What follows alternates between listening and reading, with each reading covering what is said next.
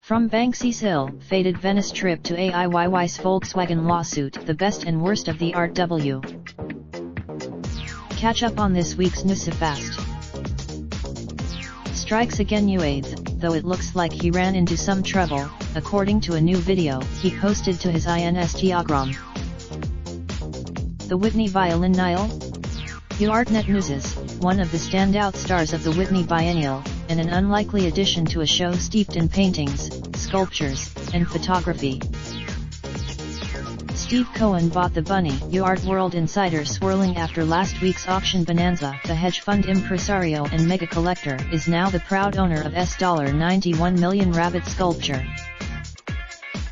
Free for LAUA $10 million gift from the president of Mocha Law Board means that the fee, which it hopes will help attract more visitors.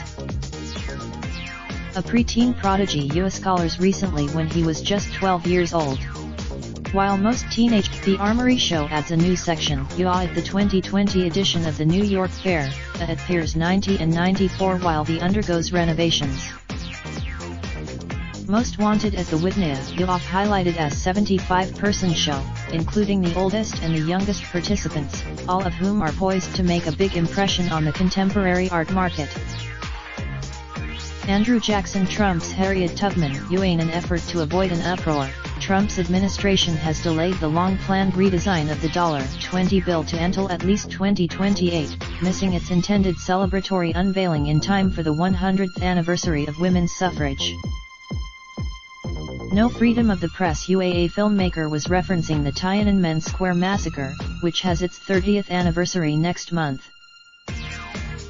Gets his day in court. The vocal human rights activist and of his life jacket installation Azalea Levant in a 2017 commercial, claiming the company infringed on his copyrighted material.